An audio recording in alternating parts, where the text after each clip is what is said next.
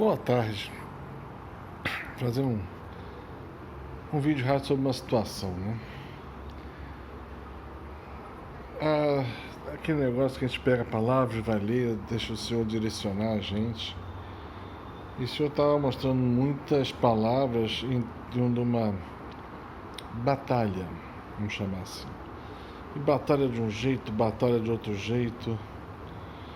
E as coisas são complicadas, né? Mas ele falava que no final da batalha ele acabava vencendo. Tinha um pedaço das pessoas que eram do povo de Deus, mas tinham abandonado e estavam indo contra Deus, se juntaram aos maus, e Deus falou que ia simplesmente exterminá-los, né? Essa é a leitura bíblica, né? Acho que é Isaías, uma coisa assim, ou Jeremias, agora já esqueci, são alguns textos semelhantes. E eu fiquei pensando aquilo que o Senhor está querendo dizer, né? E ele também falava que aquilo ia demorar, todo esse enredo todo não era uma coisa rápida, era uma coisa demorada. Mas que no final ele vencia. Então a primeira coisa que me veio à cabeça é, primeira, que no final quem vai vencer sempre é Deus. Não adianta, né? Tem muita gente que se enrosca com as coisas do mundo e acha que aqui é o paraíso. Não, aqui é um campo de batalha, né? Onde os fortes de Deus são forjados. Se você é uma pessoa de Deus, então você está sendo forjado aqui. Não espere nunca num campo de batalha, sombra e água fresca, né? Há momentos que o Senhor te coloca no oásis, mas é um momento de recuperação no meio de tantas batalhas, né? E nós estamos vendo isso, né? Pega a história da igreja. Quantas vezes, em quantos países, impérios, essa coisa toda, e muitos deles bem ruins, né? Roma era horroroso. Roma era horroroso. E outros tantos países também, mas que o povo de Deus viveu, sobreviveu, passou e venceu. Às vezes demora um cadinho, 10 anos, 100 anos. Uma hora Deus bota tudo no seu lugar de novo.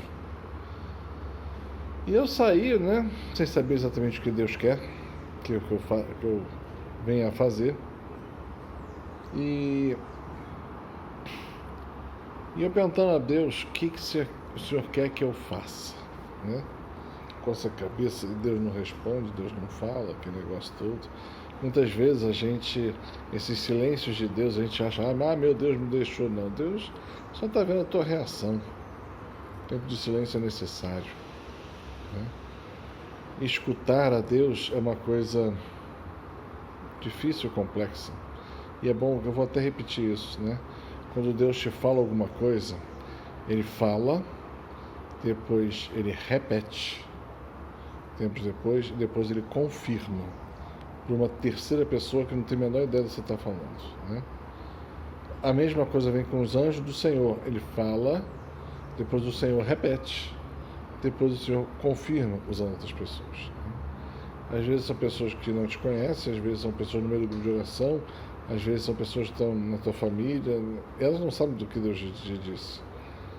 Mas quando Deus realmente fala, Ele sempre faz essa dinâmica, sempre. Então é bom deixar isso bem claro, né? E nessa dinâmica toda, foi lá e Deus me falou uma coisa. Ele falou algo mais ou menos assim, né? Já tem uma semana. Não faça nada. Como assim não faça nada? Não faça nada.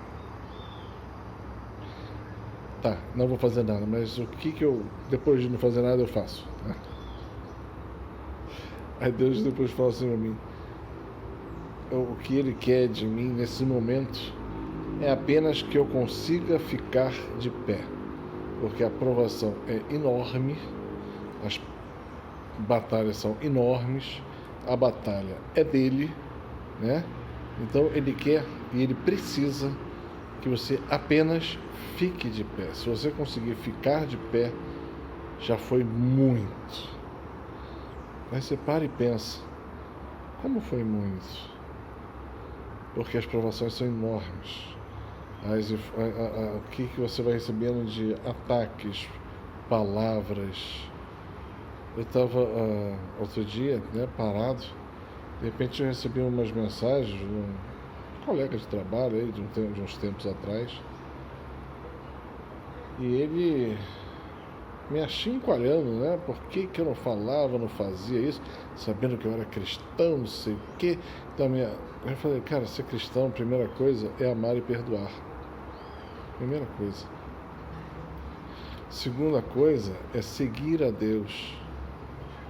Terceira coisa é fazer o que Ele fala para você fazer. Aí ele começou a me criticar que não era nada disso, eu não sabia o que era cristianismo. Aí eu falei, olha, eu acho que infelizmente você não é cristão. Você não entendeu nenhuma dessas partes, você não é cristão. E aí ele começou a me achincalhando, falando, eu falei, olha, eu apenas que vou rezar por você. Começou a falar outras palavras que não posso falar aqui. E depois eu falei assim, olha, eu vou rezar muito pela sua conversão. Aí ele começou a desconversar, né? Porque aquilo ali tinha uma pata do inimigo, querendo me tirar a paz. Foi um ataque frontal, né? Uma pessoa que eu não falo há anos vai vir falar aquilo, né? E eu só falava isso, eu vou rezar pela sua conversão. E ele ficou exatamente recuado, com o pé atrás, sobre aquilo que eu falei, né? Então, as provações, elas vêm, às vezes é no trabalho, às vezes é em casa, às vezes é no prédio, às vezes é no meio da rua. E Deus quer simplesmente que a gente fique de pé.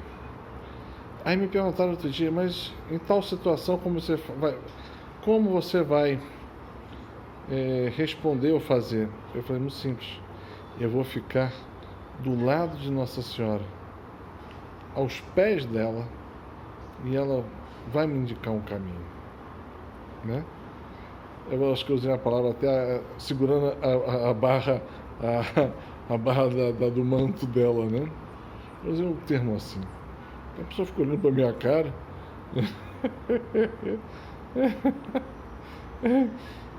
E entendeu, né, que a situação, muitas vezes, nós não temos esse controle. Deus mostra que a gente vai ter uma provação que é enorme. Nós estamos começando a chegar nessa que muita gente chama de grande tribulação. Tem gente que está botando ela lá para frente. Não, estamos nela. Estamos nessa grande tribulação. E a gente vai viver coisas dificílimas. E o que Deus nos pede é que a gente consiga ficar de pé. Pensa nessa palavra, o que Deus quer dizer para você. E isso era para me acalmar, tá? Eu quero que você lute para ficar de pé. E é importante isso. Assim como Deus me falou isso, eu falo para você também. Quantas pessoas vão precisar que você fique de pé para que as coisas aconteçam para você, para sua família, para seus amigos, para seus irmãos de fé? Fica de pé, meu irmão. Luta ferozmente para ficar de pé, né? Como é que a gente luta? Com oração,